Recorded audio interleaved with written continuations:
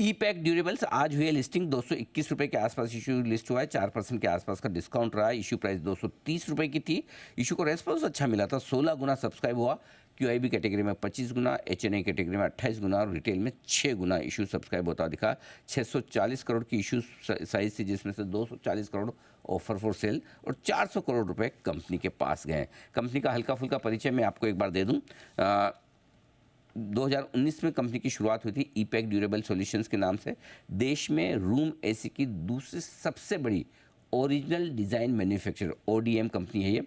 ACs और दूसरे appliances के ये सारे और बाकी दूसरे भी कंपोनेंट्स बनाने का काम करती है। दो खास मेहमान हमारे साथ जुड़ रहे हैं, तैयार हैं इस वक्त। बजरंग बोथरा साहब जो कंपनी के प्रमोटर हैं, चेयरमैन हैं, होल टाइम डायरेक्टर भी हैं। सर ने श्री राम कॉमर्स कॉलेज से दिल्ली से एमकॉम की डिग्री हासिल की है। इलेक्ट्रॉनिक्स मैन्युफैक्चरिंग का बोथरा साहब को करीबन 27 साल का लंबा गहरा अनुभव है और सीमा के एमएसएमई काउंसिल के बोथरा साहब चेयरमैन भी हैं। दूसरे हमारे खास मेहमान हैं कंपनी के प्रमोटर, एमडी और सीईओ अजय डीडी सिंघानिया साहब। Regional engineering college Himachal Pradesh से बीटेक की आपने इलेक्ट्रिकल इंजीनियरिंग में डिग्री हासिल की है। पेंसिल्वेनिया से आपने एमबीए किया, अमेरिका से इलेक्ट्रॉनिक्स मैन्युफैक्चरिंग सेक्टर का आपको भी 24 साल का अनुभव है। और जब जैसा कि मैंने बात की भी थी आईपीओ के वक्त, मुझे फिर से याद आ गया, दोनों परिवार जिन्होंने पार्टनरशिप फर्म के तौर पर इस कंपनी की शुरुआत की थी, लंबे समय से एक साथ जुड़े हैं, सेकंड जनरेशन है और अब ये आईपीओ है। बोथरा साहब, पहले आपसे शुरुआत करना चाहता हूँ। रेस्पॉन्स बहुत ज़बरदस्त मिला आपके आईपीओ को, 16 गुना बढ़ा है, क्यूआईबी 25 गुना, लेकिन लिस्टिंग जो हुई थोड़ी सी सुस्त हुई है इशू प्राइस के नीचे। क्या आपकी उम्मीद से थोड़ी कम रही? हाँ, थोड़ी उम्मीद से तो डेफिनेटली कम लगती है मेरे को, लेकिन मतलब जो बिजनेस का कन्विक्शन हमारा है इतना स्ट्रॉन्ग है कि सारे जो पैरामीटर्स हैं या सारे जो सिचुएशंस हैं, इन्वायरमेंट है मार्केट का, बहुत ज़बरदस्त है। पहली बात यह है कि मैन्युफैक्चरिंग सेक्टर में बड़ा ज़बरदस्त जोर है, गवर्नमेंट का बड़ा भारी पुश है, पीएलआई स्कीम आ चुकी है, एयर कंडीशन बिजनेस को सनराइज सेक्टर डिक्लेयर किया गया है, इंपोर्ट बंद हो गया है लगभग। तो और दूसरी बात है कि जो पीएलआई स्कीम का बेनिफिट लेके जो हमने भी अपनी कैपेसिटी को बढ़ाया है, आज जो हमारे 3.6 मिलियन की कैपेसिटी हो गई है और वो बढ़ाया है, और जो 2 साल में जो हमारा प्राइवेट इक्विटी इन्वेस्टमेंट आया है वो उससे हमने बढ़ाया है। और दूसरी बात ये है कि जो हमारा जो दूसरा जो एक फोकस पॉइंट है वो है कि हमारा एसेट टर्न हमको बढ़ाना है। उसके लिए हमने स्मॉल अप्लायंसेज में ज़बरदस्त फोकस किया है, ताकि हमारे 6 महीने का जो ऑफ सीजन है उसमें हम लोग पूरे एसेट्स को, हम लोग जो कि हमारी फंजिबल एसेट्स हैं, उस एसेट्स को हम पूरा यूटिलाइज कर सकें। तो हमारा एसेट टर्न जो है बहुत अच्छा होने वाला है। और जो मार्केट में जो अंडर पेनिट्रेटेड मार्केट अभी एयर कंडीशन का है, 8% सिर्फ एयर कंडीशन का मार्केट है और आगे भी 13% 14% का ग्रोथ आने वाला है मार्केट के अंदर।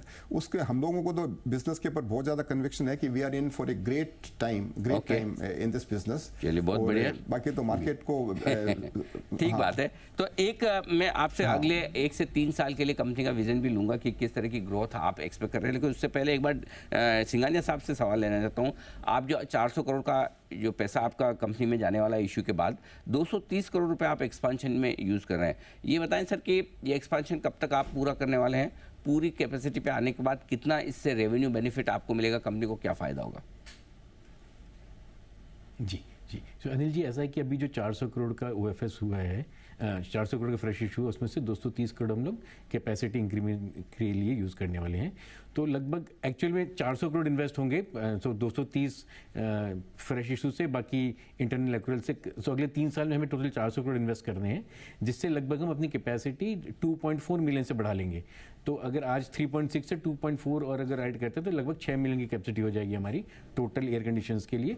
तो इसको 2 भाग में करेंगे हम, 1.2 million for FY 25-26 and then another 1.2 million for 26-27। तो इस वजह से 2 भाग में हम कैपेसिटी को इंक्रीज करेंगे। Will take it up to total 6 million. और हमारा ये मानना है कि जिस तरह से मार्केट ग्रो कर रहा है सर, ये कैपेसिटी भी कम पड़ जाएगी, तो डेफिनेटली हो सकता है कि आगे और रैपिडली कैपेसिटी को इंक्रीज करना पड़े। बात है, वाह।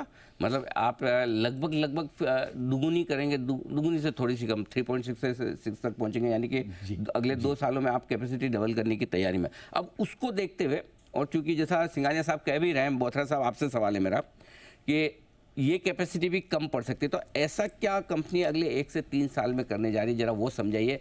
किस तरह की रेवेन्यू ग्रोथ रह सकती है, किस तरह की प्रॉफिट की ग्रोथ रह सकती है?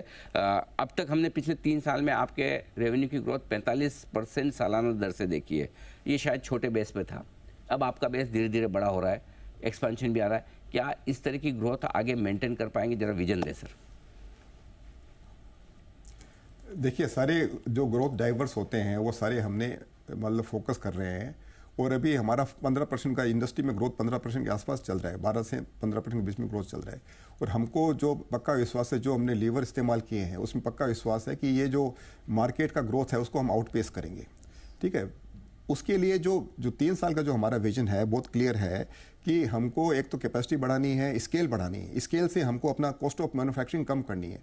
हम ओडीएम है, ओडीएम का मतलब होता है ओन डिज़ाइन मैन्युफैक्चरिंग है, तो और बैकवर्ड इंटीग्रेटेड है। और जब हम स्केल बड़ा करते हैं तो हमारा कॉस्ट ऑफ प्रोडक्शन कम होता है, जो हम बेनिफिट कस्टमर को पास ऑन कर सकते हैं।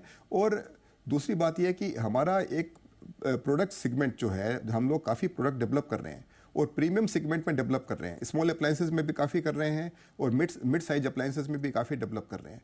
उससे क्या होगा कि हमारा जो एसेट टर्न है, जो हमारे जितने इन्वेस्टमेंट है वो सारा का सारी फंजिबल इन्वेस्टमेंट है और पूरे साल यूटिलाइजेशन होगा। पूरे साल जो यूटिलाइजेशन होता है तो उससे हमारा आरओसी और आरओई, हम ये देख पा रहे हैं कि आरओसी और आरओई भी जो है, जो हमारा अभी जो जिस तरह से चल रहा है कि हम उसको 15% के आसपास या उससे ऊपर हमको स्टेबल होते हुए देख रहे हैं, एक्चुअली डेफिनेटली इंप्रूव होगा। और दूसरी बात यह है कि हम ग्रो विद द बेस्ट की थ्योरी में बिलीव करते हैं, कॉर्पोरेट गवर्नेंस में बिलीव करते हैं। हमारे एवरेज कस्टमर स्टिकीनेस जो है 8.5 साल से ऊपर की है। जो 8.5-9 साल की कस्टमर स्टिकीनेस है तो उसका मतलब हमारा सिस्टम है, कॉर्पोरेट गवर्नेंस है, क्वालिटी है, और ये सब का हमको पूरा बेनिफिट लेना है। और हमको पीएलआई का बेनिफिट लेना है। स्मॉल अप्लायंसेस के अंदर भी जो है अभी बीआईएस स्टैंडर्ड आ गए हैं, जो अनऑर्गेनाइज सेगमेंट से मार्केट शिफ्ट होगा ऑर्गेनाइज की तरह। तो हम लोग जो प्रोडक्ट डेवलप, अभी हमारा आर&डी पे जबरदस्त फोकस है, इनोवेशन पे जबरदस्त फोकस है। ओके। तो उससे क्या है कि बहुत ज्यादा हमको कॉस्ट ऑफ प्रोडक्शन के ऊपर बेनिफिट मिलेगा। ठीक बात है। सिंघानिया साहब, और पीएलआई benefit स्कीम की मिलेगा बात तो जो हम बोथरा customer साहब को कर pass रहे on हैं, करेंगे और ज्यादा बिजनेस ले पाएंगे। जी जी, सिंघानिया साहब जो पीएलआई स्कीम की बात बोथरा साहब कर रहे हैं, तो कितना निवेश आप ऑलरेडी पीएलआई स्कीम में कर चुके हैं और कितना आगे करने का इरादा है और उसके कितने बेनिफिट आपको मिलेंगे, ये जरा समझाइए। बिल्कुल बिल्कुल। सो अनिल जी, टोटल पीएलआई जो एयर कंडीशन और इसके कंपोनेंट्स की पीएलआई थी, उसमें हमने 300 करोड़ रुपए का कमिटमेंट करा था इन प्लांट एंड मशीनरी। तो इसमें हमें पिछले क्योंकि 2 साल से चालू हुआ इन्वेस्टमेंट, तो 50 करोड़ FY21 50 करोड़, FY22 50 करोड़ और अभी FY23 50 करोड़। इस तरह से हमको 50 50 50 75 75 टोटल 300 करोड़ 5 साल इन्वेस्टमेंट करना था। हम ऑलरेडी अपनी इन्वेस्टमेंट कमिटमेंट मीट कर चुके हैं, एक्सीड कर चुके हैं, and we are on track to fulfil the entire commitment. और इसके अगेंस्ट में जो हमें इंसेंटिव आएंगे 5 साल की अगर मैं बात करूँ तो 300 करोड़ के अगेंस्ट में लगभग 220 से 230 करोड़ के इंसेंटिव वापस आएंगे सरकार से। ओके, तो मतलब ये पीएलआई स्कीम का बड़ा बेनिफिट लेने के लिए तैयारी में। अब वैसे तो इस सेक्टर पर सरकार का फोकस है, बोथरा साहब आप बता भी रहे थे। बस ये समझाएं कि चूंकि बजट आने वाला है, वैसे इंटरिम बजट है, लेकिन ऐसा लग रहा है कि पीएलआई वगैरह पर तो फोकस रहेगा। कोई आपकी एक्सपेक्टेशन सरकार से कुछ चाहिए या सरकार ने पहले आपको सब कुछ दे रखा है?